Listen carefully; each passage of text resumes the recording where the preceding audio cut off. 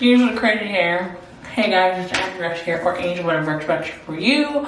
Welcome to the night routine. Not really a night routine. Let me finish brushing my teeth and I'll get back to you what this video is really about. Hello. Okay, my hair's a mess. I talked about that already, but I'm really excited for this video. We are going to be doing, you guys are going to be kind of getting unready with me, but we're going to talk about protecting your peace. I say this a lot now, and I think it's very important for people to learn what it means to protect your peace, and it's how you can keep your sanity in this world. Sometimes your vision gets clouded, and in this toxic social media world that you are constantly being pushed so many negative things, sad things, so many crazy things going on in the world that can take a toll on you mentally, physically, and let's just talk about protecting our peace today while we just get ready, okay? So oh shoot, it just spilled this all over my shirt and stuff, you can see. So I always knew about protecting my peace, obviously, but I fully learned how to do it, as of last year when the whole Black Lives Matter things happened, and it was really taking a toll on my mental. Not only was it taking a toll on my mental, I was living abroad, away from family, like my immediate family. Of course, I had my extended family, like my cousins and aunties and stuff, but I was living alone in my own apartment with my own thoughts, and it was it was a lot. It took a lot of toll on me, along with COVID and not being able to come home, and our work even, I remember when me and my cousin went to work, they pulled us aside and she brought us into her office and just asked us how we're doing. It was just a lot last year. I'm sure any Black individual, and I mean everybody, I'm sure could have felt how impactful it was or how strong it was, but not just that, especially for the Black community. It was a lot, and I'm sure we can all understand that. So that is when I really started implementing peace into my life. And when I say that, I mean logging off, I think it was 2 years ago, but also removing negativity on your platforms. When I say this, muting someone's story, unfollowing people. I went through all of my list of followers and on Instagram, and I unfollowed a bunch, and it wasn't a thing oh, you're not following me or anything. It was literally I unfollowed people that one, I don't know, two, your content doesn't feed my soul, it doesn't cause any good to my life, or three, I just don't like you. I know that sounds rude to say I don't like you, but I mean when I say I don't like you, all of the people that I followed that I don't like were people from my high school that I never spoke to, I never had a connection with. It just people that just gave a bad taste in my mouth, and I just cut ties on that, and I was so happy when I did that. Seeing these people from high school that we never connected or we didn't like each other, I was why am I seeing your face? You don't bring anything to the table of my life, you know what I mean? So I loved doing that, and I recommend that to anyone, or to mute people. There is a mute button on Instagram. You can mute people's stories, you can mute people's posts, and I definitely recommend you do that, especially if you're not there yet to unfollow people, because I know sometimes unfollowing in this world is a bigger issue than it really is. A lot of the times, don't take it personal, it's just how I'm feeling. It's just all about me. All of that unfollowing and Instagram stuff, it was all me. It had nothing to do with other people. It was all me. So a lot of people take that personal, when you don't need to take it personal, because it a lot of the time it has nothing to do with you. It's just all how I feel and how I view situations. I unfollowed pages that don't feed my soul. I even muted Black Lives Matter posts or news posts, because I'm someone who gets really bad anxiety, and this is why I don't watch the news. I'm not someone who like my parents, every night they turn on the TV to watch the news. That's not me. It just induces anxiety in my life, and it just stresses me out, and it's not something for me. Even when COVID happened, Facebook, everything was filled with all this COVID stuff, and I had a whole anxiety attack. I've only had 2 anxiety attacks in my life, and I had a full-on panic attack, anxiety attack, and my boyfriend had to he called me and he had to calm me down, and tell me everything's gonna be okay. So that's what I mean when news doesn't, I like to be informed, but being pushed and all these scare tactics that the news puts onto people, like pushes onto people on their platforms, isn't healthy for me. So that's usually why I unwind and log off, turn off the phone, do something else, occupy your mind. That's what I mean when I'm also saying protect your peace. Also about social media and protecting your peace, it is okay to not reply to people. Like, I take a lot of mental breaks where like I post on Instagram, but I'm not replying to my friends, or like I'm viewing stories, but I'm not replying to my friends, or like I'm online and I'm not replying to my friends. And it's never personal. Usually it's just, a lot of it stems from being overwhelmed. And I'm like, I don't have the mental capacity to give my friends the attention they need, because your friends, hello, they need your attention, duh. Sometimes I'll take a day off, maybe a couple hours off because I'm overwhelmed.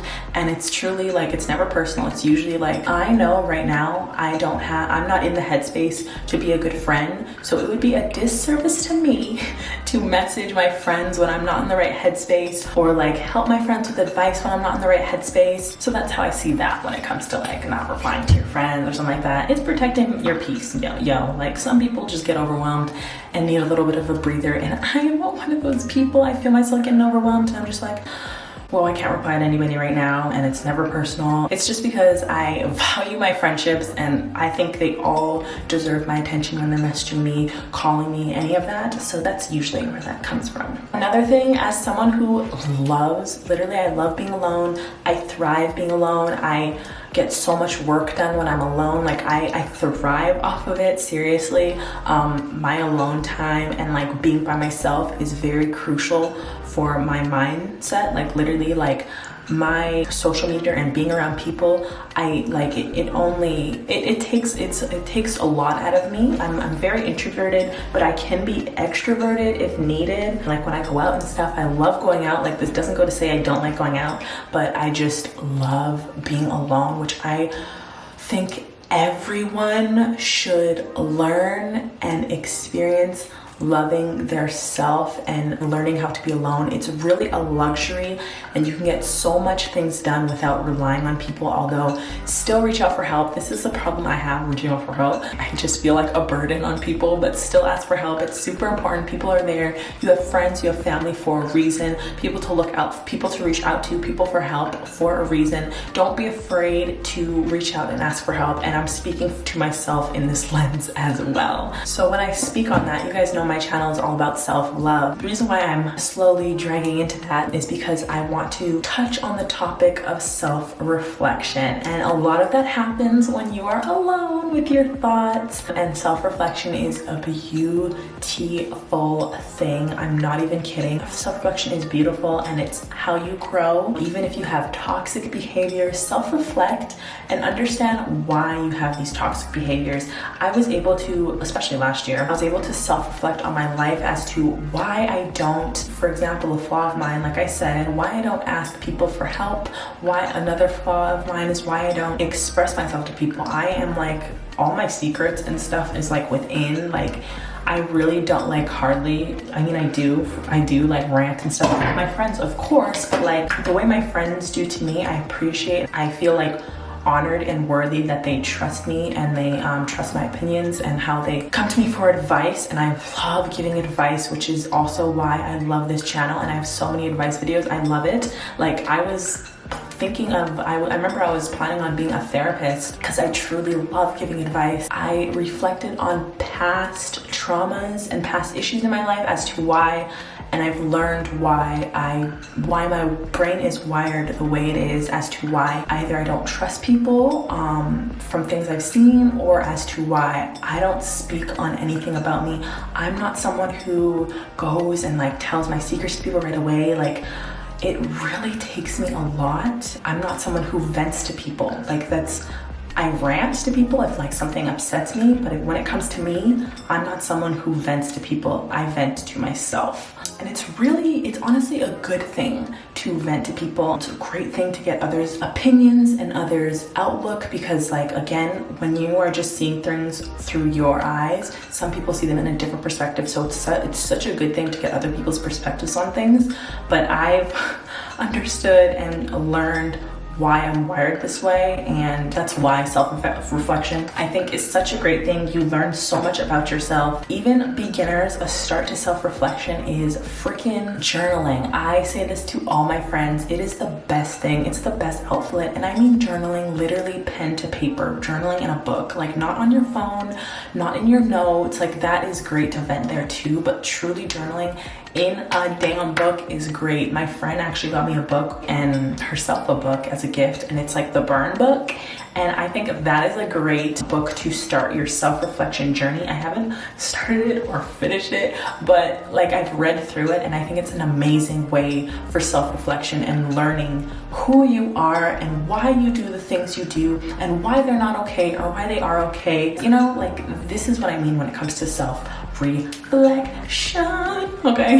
I think it's so important. Last thing I want to touch on when it comes to protecting your peace is practice gratitude. Be thankful for the things you have, like, and understanding what that you should be grateful. I understand we all have battles we're fighting. We all are going through something, no matter what it is, no matter how small you think it is. You cannot tell someone how they can feel in situations, okay? You can express this and that, but you can't tell people how they feel. I freaking broke my toe and my friend freaking broke 2 toes, and she was like, yeah, but I broke 2 toes. It's like, okay sis, but I still broke a toe and it still hurts, you know? Like you can't tell someone how to feel. Practice what you're grateful for. Whatever you believe in, whether it's God, whether it's the universe, whether it's Allah, like whatever you believe in, I think you should practice gratitude and wake up every morning and say what you're thankful for. I use the Secret app right now, and the Mantra app, or the Secret app, has a gratitude thing, and you just say, today I am grateful for, and it coaches you through these things. Yeah, just go check them out. I've talked about them before in vlogs, but I love both of those apps. But every morning I kind of sit and reflect on what I'm grateful for. I'm grateful for my family, I'm grateful for everybody's health, I'm grateful for a roof over my head, I'm grateful to have clean water. So many things to be grateful for, even when you are feeling so down. I think gratitude is the best, and it keeps you sane. I think like when you're on your worst, you're kind of like me. When I'm feeling so sad, I'm like, you know what? At least I got this, you know? It truly is a beautiful thing to learn how to practice gratitude and reflecting on that, I guess. And I think that's the end of this video and the end of my nighttime routine. I just think this is such an important topic, and I love this topic. If you have any questions, comment down below. I'd love to answer. I love your comments always, but I just think this is like a beautiful thing to share to people. I've noticed with COVID, it's been a lot more negative online because people don't got things to do, or people are upset, or people are jealous. Even with jealousy, it's okay to be jealous, but reflect on why you are jealous, why it's not okay. Because I mean, I say it's okay to be jealous, but it is kind of a negative. So like, it's okay to be jealous, but like reflect on, oh my god, I'm so jealous she has a shirt. Wait, why are you jealous? I'm jealous. Like, reflect on your emotions and like unravel them, you know? Like, if this big emotion, but like unravel it so it gets smaller and you get to like the real root of the issue, and usually that brings more of a peace of mind and makes you feel more sane, even though I look insane right now. But yeah, I just wanted to give that out to people who are mentally going through it or benefit from this video. I hope you did in any such way. If you have any tips of protecting your peace, share it down below. I'm sure people would very much love to read and benefit from that. But that is the end of this video. Thank you guys so much for watching again. Don't forget to comment, rate, subscribe. I love you guys so much. Remember to be humble, okay? And always remember, self-love is the best love. And it's not goodbye. It's see you Monday. Bye guys. Bye. I'm still getting closer to my dreams. Look, excuse me as I take a step closer to my dreams.